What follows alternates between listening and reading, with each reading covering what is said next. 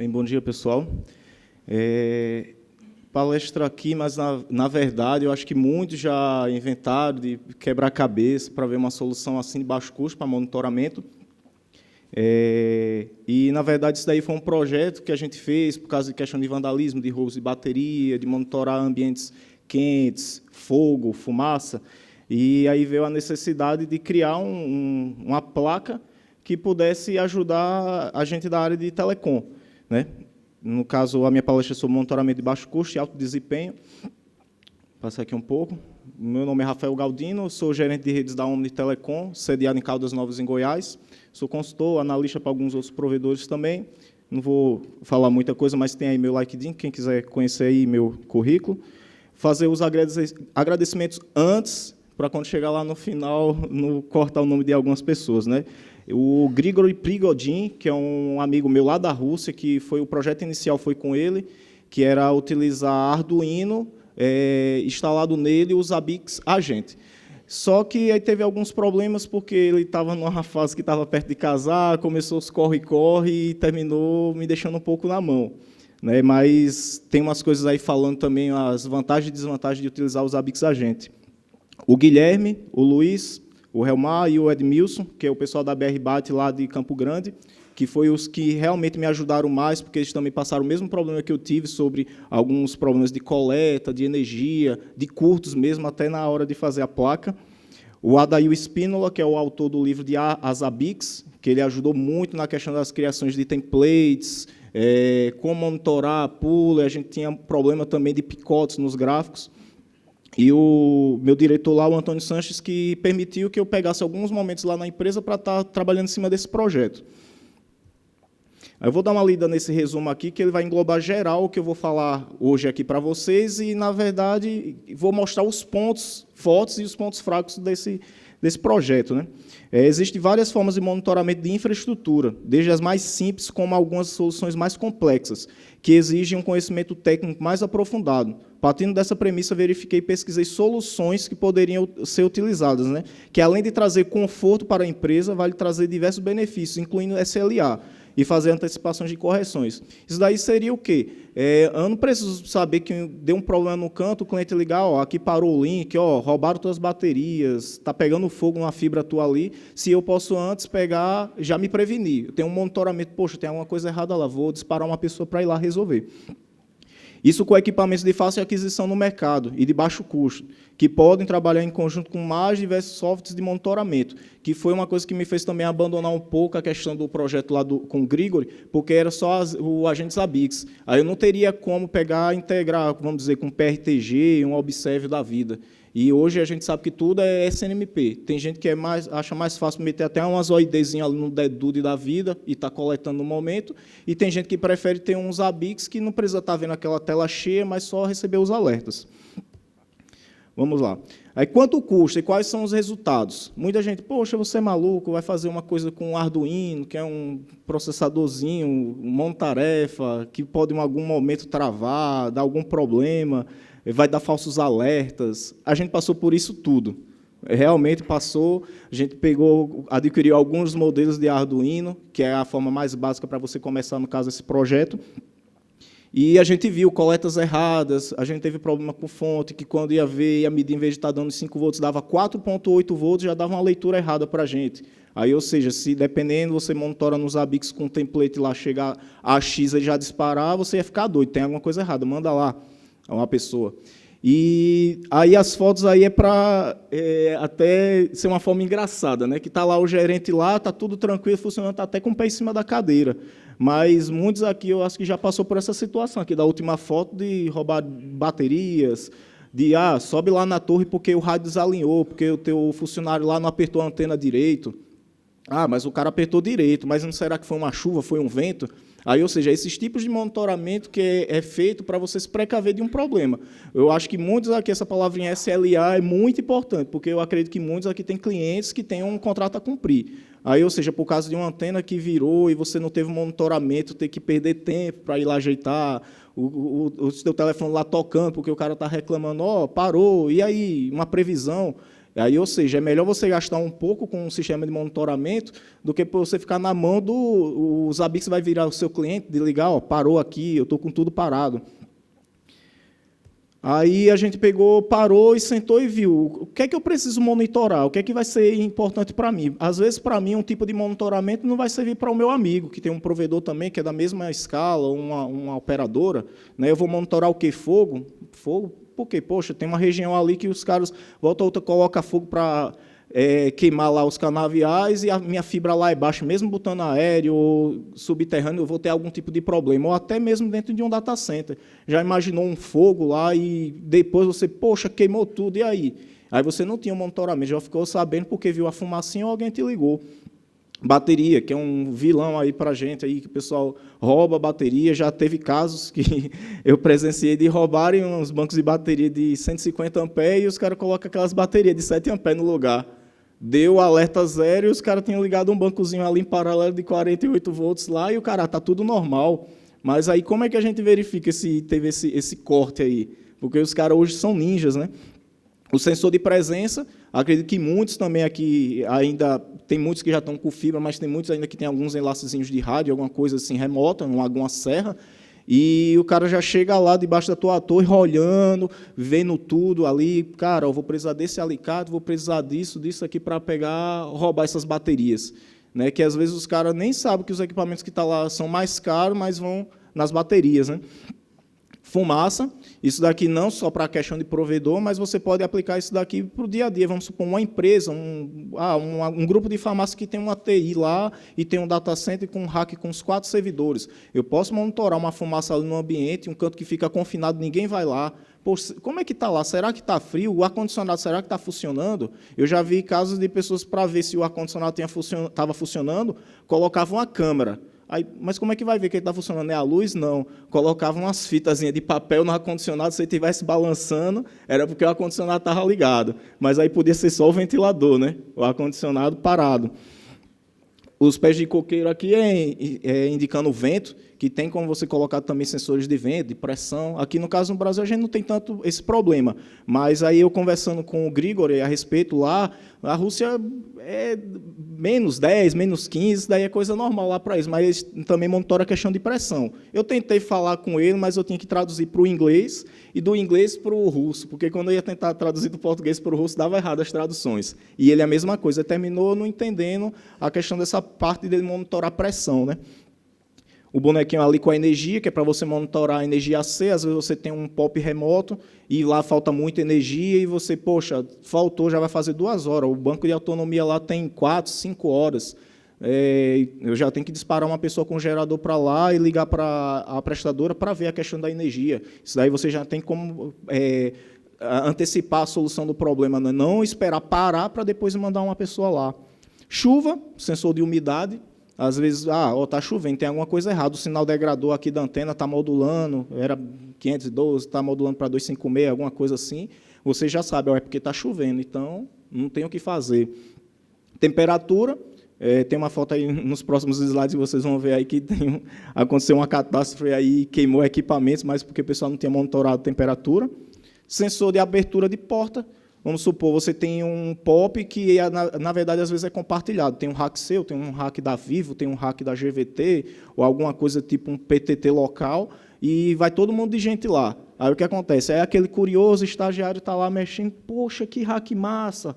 Aí abre para tirar foto lá com o teu Juniper, com o teu Cisco lá, eu sou o cara. Mas aí o que acontece? O que é que o cara está fazendo lá, mexendo? Aí, ou seja, você pode usar um sensor de abertura só do hack ali, não obrigatoriamente só da porta, né? E a questão da luz, novamente. Aí, isso daqui, esse slidezinho aqui, é para vocês verem o que... Foi uma pequena análise para ver o que vocês poderiam lucrar. Né? Aí tem o Unozinho lá, do The Need for Speed, né, que os técnicos gostam de correr. Né? Os gastos ali aproximados, se você fosse fazer um reparo numa torre, com 50, 100 km e 150. O que seria isso? Eu não sei se a letra dá para ver.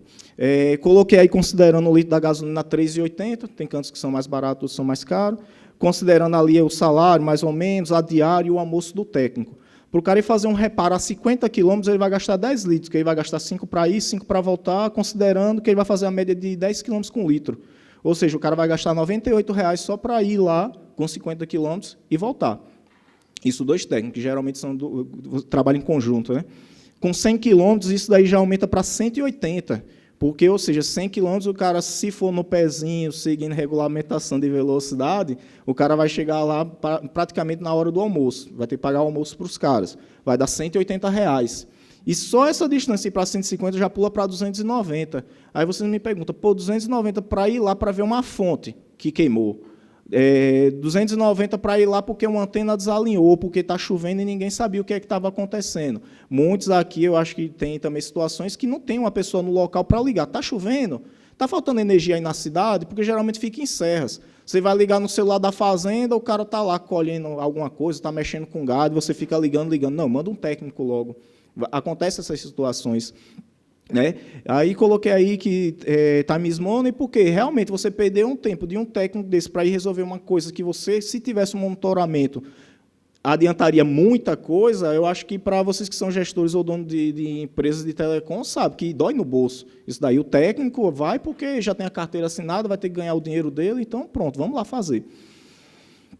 Aí, quanto é que custa? Aí são umas fotozinhas aí que, assim, vai doer no bolso de alguns aí, que eu acho que já tiveram essa situação, de uma torre cair porque uma chuva, fizeram reparo, alguma coisa, aí já não é o monitoramento eletrônico. Isso daí a pessoa vai lá, poxa, será que a torre está em situação, alguma coisa? Poxa, está chovendo. Cara, aquela torre está na situação ruim. Se eu tivesse um monitoramento que estava chovendo lá, eu já ia poder adiantar alguma coisa, mas suítes queimados ali, dá até pena.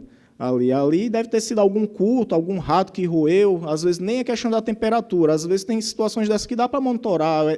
Eu acredito que eles hoje não deve travar, né, para não esquentar e queimar, feitos processadores de computador que hoje desliga.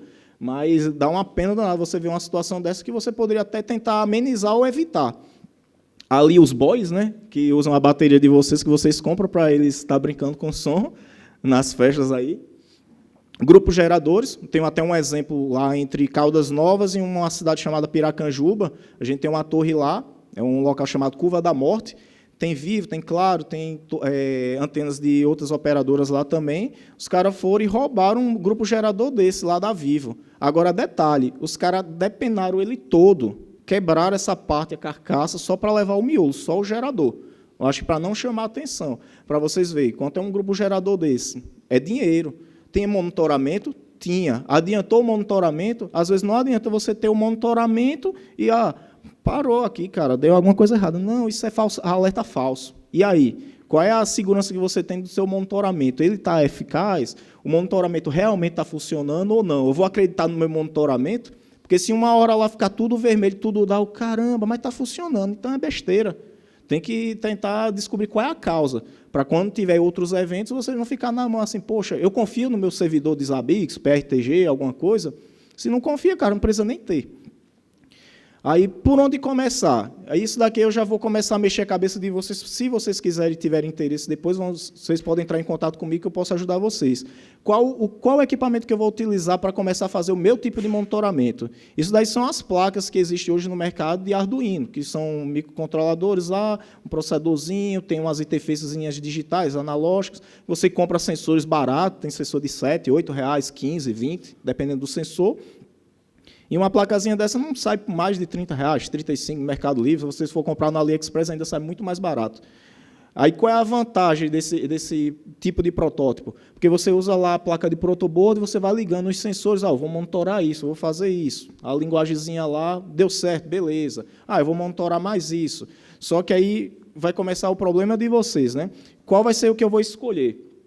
Ficou meio pequeno, mas no slide que vocês podem ver depois. Ele tem aí dizendo qual a velocidade dele, qual a memória que ele tem, quantas entradas digitais tem, analógicas, as digitais com interrupção, a memória que ele tem, o clock, que no caso é a velocidade. A gente preferiu escolher esse daí, o ATmega 2560, né? A flash dele é 256K, aí utiliza 8 MB para o bootload. E tem essa quantidade de pino 100, a frequência de 16 MHz. É assim, o mais em conta e que, assim, nos testes que a gente fez, em nenhum momento deu problema de travar ou alguma coisa. Teve alguns travamentos que foi problema de energia. Depois a gente teve que adquirir uma fonte da HP lá, que você tem a questão de configurar a amperagem, se ela chegar a tal X, ela desliga para não ter curto, mas a gente queimou muita placa, muita. Aí, por onde começar? Se vocês quiserem, vocês podem usar displayzinho para ver lá, o cara está no lugar. Será que o técnico precisa o que vai lá para ver alguma coisa? Será que não você só quer os dados coletados lá nos ABICs saber? Para mim, particularmente, eu não gosto de usar o display, que aí o cara vai chegar lá, o técnico, em vez de resolver as coisas, vai ficar lá no botãozinho apertando. Eita, mostra a temperatura. Ou a voltagem, está dando tanto. Não tem necessidade. Tem certas coisas que é melhor você tirar. No caso, o display. Tem um displayzinho, que a gente até fez com touch, só que a gente vai tirar porque não compensa. Aumenta o valor, vai ser mais um pino que a gente vai ter que mexer lá, mais um tamanho na linguagem de programação lá, que, na verdade, não vale a pena, né? Na verdade, foi mais por hobby. Aí, agora, os problemas, né? Eu não sou um expert em linguagem de programação, vou logo dizendo, passei uns dias lá com o pessoal lá, uns 4 dias em Campo Grande, para ajudar a desenvolver, mas aí os problemas que nós passaram, não reconhecer porta USB. Às vezes, você já compra um equipamento que venha, digamos assim, fake, foi feito na China, em algum canto, que não reconhece a USB. Eu, nesse Mac, quando eu ligava, reiniciava o Mac. Colocava no Windows lá, ele funcionava, depois, quando ia jogar o código, dava erro. O código está certo, espera aí, vou pegar só um Hello World aqui e vou jogar lá. Jogava, dava problema também, ou seja, no meu primeiro. Aí, ou seja, a frustração para vocês verem, né? Logo no início, o cara, eu não entendo nada de linguagem de programação, e eu, caramba, tem coisa errada. Meu computador, formatei o computador, tirei antivírus, mas não era problema que o que eu tinha comprado era falso, está até lá guardado. Não sabia linguagem de programação, que é um problema que eu acho que alguns vão ter também, que ele é C, né? Para programar ele é uma linguagem baixa mesmo, que o pessoal fala de alto nível, vocês que entendem mais podem até confirmar. Erros que ocasionam a queima do equipamento, como você pegar, tirar um pino errado lá, o terra, você inverter, às vezes não usar um resistor, às vezes tem que colocar um resistorzinho para uma lâmpada, para algum circuitozinho lá, um sensor, porque senão ele vai dar um erro também. Problemas em gravar bootload. Aí eu coloquei até preço mais barato. Vocês vão ver que vocês têm a opção de comprar esse chip, né, o processadorzinho dele lá, e ele pode vir com o bootload já gravado ou não, e vocês fazer a gravação. A diferença, R$ 3, R$ 4 só mais barato. Mas se você for ver em larga escala, vou fazer 300, 400 placas, aí realmente às vezes compensa você comprar ela sem o bootload e você mesmo gravar. Erros de leitura de sensores, como eu falei, né? No próximo slide ele tem mostrando no detalhe melhor. Problema com o projetista na hora de confeccionar algo definitivo. Esse daí foi o problema pior para a gente, porque a gente fez na placa do Arduino, ficou bem bonito lá, né? Tudo funcionando, aquela gambiarra de fio, como um exemplo aqui, esses aqui, só que na hora que foi passar para o projetista, né, para fazer a placa, a gente precisou de uma placa que ela fosse dupla, né, tivesse a trilha tanto embaixo quanto em cima. E o cara deu um problema sério lá, que ligou uns pinos onde ele pensava que era para ligar, e a gente teve um problema com as interrupções. Né, quando eu ia fazer uma leitura de um sensor, o outro já não respondia, travava e parava. A gente, poxa, aí, ou seja, a gente está com as 5 placas desse modelo lá parada, que não dá para fazer, eu não vou rasgar a trilha para emendar um fiozinho e outro. Mas serviu de lição para a gente nesse início, né, do projeto. E problemas de travamento que eram referentes a problemas de energia. Vocês vão ver que tem gente que vende no Mercado Livre uma fontezinha, que é um diodozinho, um capacitorzinho que converte de 24 para 5 volts, filtrado, barará, bererê, mas algumas funcionam, outras não. Aí já vou alertando, porque se vocês forem comprar no Mercado Livre, tente comprar de 2, 3 pessoas diferentes, pode ser o mesmo produto, e testar, porque alguns, com certeza, vocês vão ter problema, por causa da pirataria. Né? Os erros de leitura, esse daqui foi o que quebrou mais a nossa cabeça, né? A da energia AC. Como vocês sabem, vocês colocam um multímetro na tomada AC, ele vai dar lá 217, 220 volts, mas ele já tem ali gravado que ele só vai fazer a leitura dos picos, em cima e embaixo. Ou seja, aí dá aquela voltagem correta para vocês. Quando eu comecei sem ter a ajuda dos meninos e sem a ajuda lá do russo, o que aconteceu? Eu colocava, dava 70 volts, 217, menos 10, menos 50, porque na hora que ele fazia a leitura, era no momento que ele estava nessa leitura aí. Aí eu, poxa, tem alguma coisa de errado. Eu coloquei resistor, mexe para cá, mexe para lá, e foi que Cara, tudo que for fazer, vê RFC. Aí eu tive que ler umas RFC de energia para tentar entender. Aí eu vi nos fóruns internacionais falando sobre isso, que tem que fazer um códigozinho lá para ele só ler a questão dos picos, porque senão ele vai dar leitura para tudo em menos 70, menos 50, 0. Aí, ou seja, ia me gerar os falsos alertas. Ou seja, eu pensando que faltou energia lá, opa, normalizou 70 volts, piorou. Opa, 220, opa. Aí, ou seja, isso daí foi um dos pontos, né? O famoso ground também, o aterramento. Isso daqui era uma leitura de temperatura, não está muito bem, mas no slide, se vocês aproximar, vocês vê. Tinha hora que dava 35 graus, 28, aí depois 70, depois 15, 0, e quando a gente foi ver, só era questão por causa do aterramento, ou seja, na hora que vocês forem fazer essa questão com o protoboard, coloque num lugar fixo para aqueles pinos não ficarem folgados e você ter leitura errada e pensando que ou o sensor que está com problema, ou você ligou alguma coisa errada, ou o código ficou errado.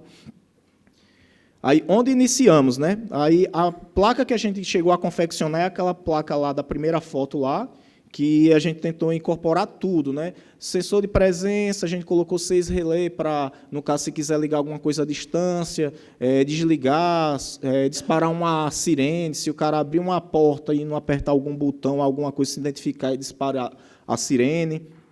Tem GSM também, para você mandar alguns comandos via mensagem de texto, ou então até ligar, você ligou, reinicia, ou gerar alguns comandos de DTMF, isso daí fica a imaginação da gente, né? Aí tem aí as fotos logo do início, né? Os LEDs, logo quando eu comecei, um sensor infra, para fazer hello world. A foto de cada monitor foi quando a gente estava fazendo esses testes da voltagem, que dava errado, as leituras, né? E aí embaixo já era, no caso, a gente fazendo em produção, né? Não sei se vocês conhecem a BR Byte, o Guilherme, o nome do Guilherme, ele tem uma empresa que tem softwares e, na verdade, ele tem um provedor em Corumbá. E o que acontece? Para Corumbá de Campo Grande, é longe, e passa por umas serras que aquela região ali, todo mundo sabe que é rota de tráfego, negócio da Bolívia, Colômbia, e é muito roubo, cara. Lá é muito, muito. Aí a gente começou os trabalhos lá. A primeira placazinha, que na verdade não é nem aquela grande, está aqui nessa caixa, que era onde a gente fazia os monitoramentos, né? Aí foi onde começou o problema. Eu vou usar os Zabbix Agent ou eu vou usar o SNMP? O projeto dos Zabbix Agent é esse Zabuino. Se vocês quiserem pegar o link, lá já tem até uns tutoriais, as placas desenhadas, os fios, até meu filho de 5 anos eu acho que sabe fazer. O Argentuino, que foi, no caso, o código do SNMP voltado para o Arduino. Aí vamos lá. Os Zabbix Agent, né? Tem aí, tem uns desenhos bem básicos lá explicando onde você vai ligar o sensor de presença, tal, as leituras aqui nos Zabbix, né? Só que aí, como eu falei no começo do slide, eu tive problemas lá porque o cara estava sem tempo, estava casando, barará, bererê, e terminou eu também abandonando porque eu sabia que tinha muita gente que ainda digamos assim, não, eu gosto do PRTG, quero o PRTG, não, eu tenho outro sistema de monitoramento, vou colocar as Zabbix, não. Aí até eu fiz uma paródiazinha aqui, coloquei o Trololó em homenagem lá à Rússia. E isso daqui foi a bagunça na cabeça da gente, de pegar, fazer um SNMP, eu quero que ele monitore a porta só vai gerar o código 0 ou 1, então qual é a MIB que eu vou colocar, qual é o número para obedecer RFC, barará, bererê. Aí isso daí foi já os meninos lá que começaram a mexer nessa parte de código, né? Aí vamos lá, o resultado dos estudos da gente. A gente fez essa placa, ela tem o ATmega 2560, 8 relés, GSM, Wi-Fi. Aí, para que o Wi-Fi? Hoje tem uns sensores de porta sem fio. Aí eu fiquei, poxa, mas o sensor de porta sem fio e a energia para o sensor?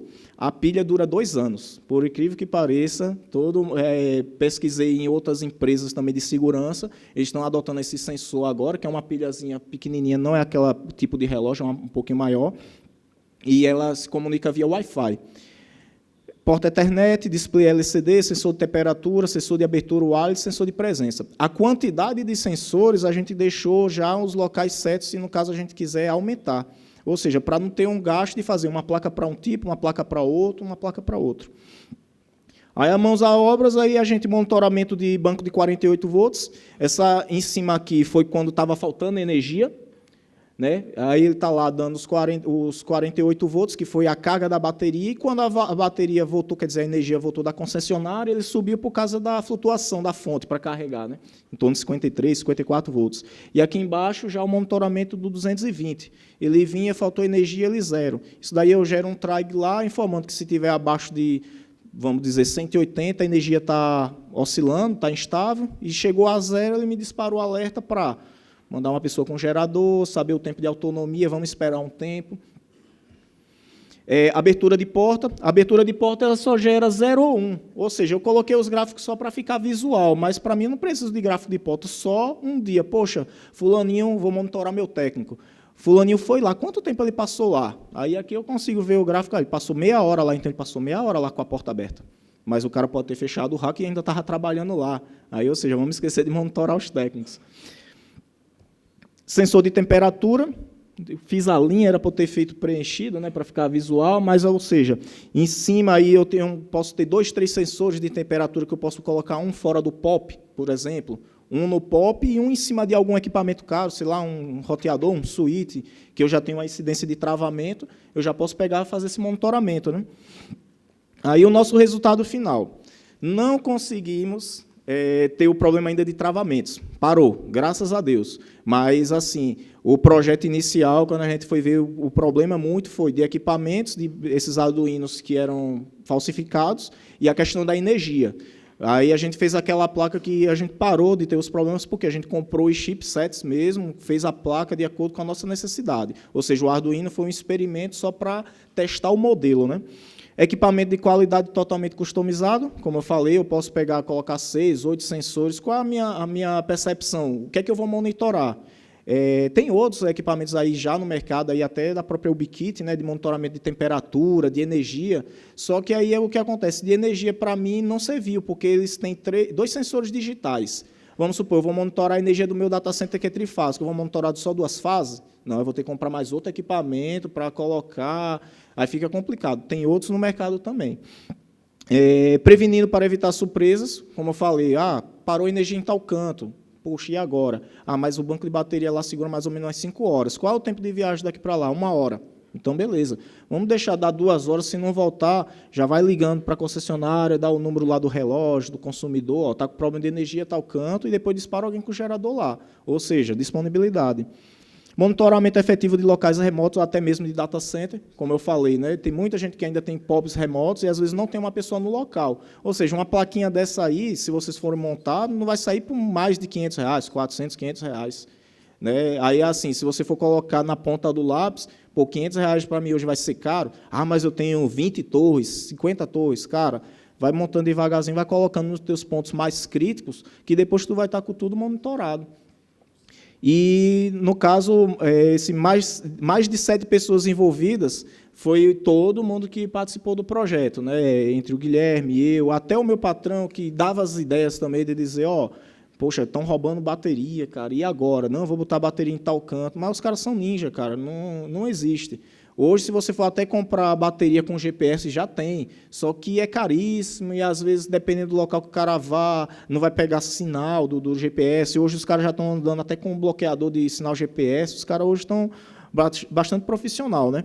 E o que acontece? Essa minha apresentação é mais para abrir a mente de vocês, porque, assim, eu poderia fazer com Raspberry? Poderia fazer com computador? Poderia, mas hoje, na situação que o Brasil está, sobre energia que está cara, equipamentos que o cara vê um computadorzinho, oxe, é só formatar isso daqui, eu já uso, eu acho que é inviável. E a gente conseguiu, com os resultados, provar que o Arduino, mesmo sendo aquela plaquinha baratinha, que é o que os filhos da gente fazem, aqueles laboratórios de robótica na escola, serve para o que a gente precisa. Bem, pessoal, é só isso. Obrigado.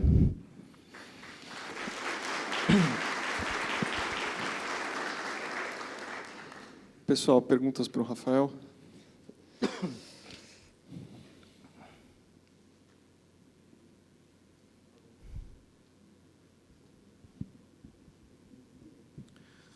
Bom dia, Jones, Sendinet. Eu gostaria de fazer uma pergunta assim, para o Rafael, referente aos sensores. Você tem as listas dos sensores que você utilizou nessa placa Arduino?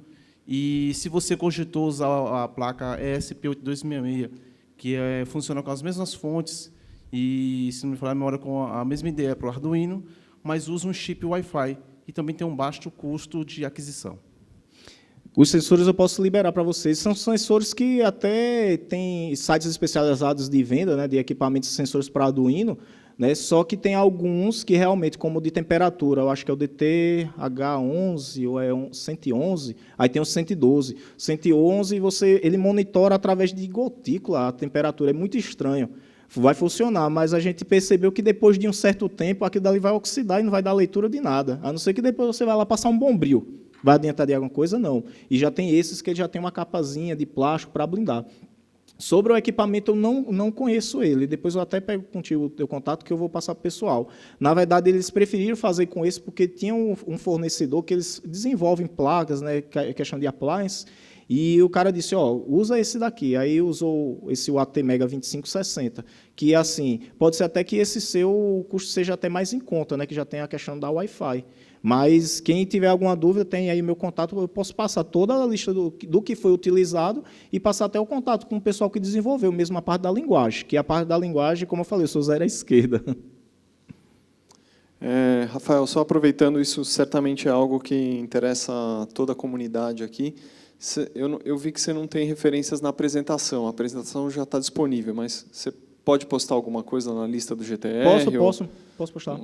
Uma mensagem que tem essas referências aí, acho que vai ser de excelente uso aqui para todo mundo. Aqui, na verdade, aqui, quando eu coloquei aqui no meu slide, essa parte aqui é só do projeto. Aqui o Arduino é só a questão do código do SNMP para esse tipo de situação, e os Arduino já é o projeto utilizando os ABICs Agente. Aí, ou seja, como é uma coisa que ninguém ainda mexeu muito para, vou fazer, porque hoje, infelizmente, assim, na área da gente, o pessoal pensa nisso já vou ganhar dinheiro, vai ser a minha galinha dos ovos de ouro. Mas aí eu acho que é o seguinte, a gente está aqui, todo mundo no bem comum, é compartilhar e ajudar. Porque, como eu mesmo tive esse problema lá, que eu estava com o russo lá na PQP, longe que só, e tentando traduzir do inglês para russo para falar com ele, eu acho que muita gente aqui já tentou começar a tentar produzir alguma coisa e parou porque, opa, isso daqui eu não sei. E eu disse, não, eu vou tentar chegar até o fim. Tive que entender um pouco de ser, e depois eu disse, cara, não é para mim.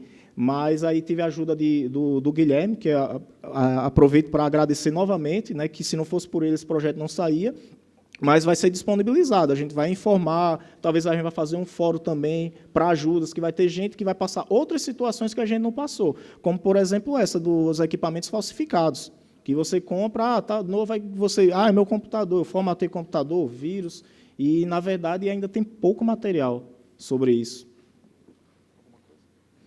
Tá joia. Obrigado, viu? Vamos agradecer. Obrigado, Rafael.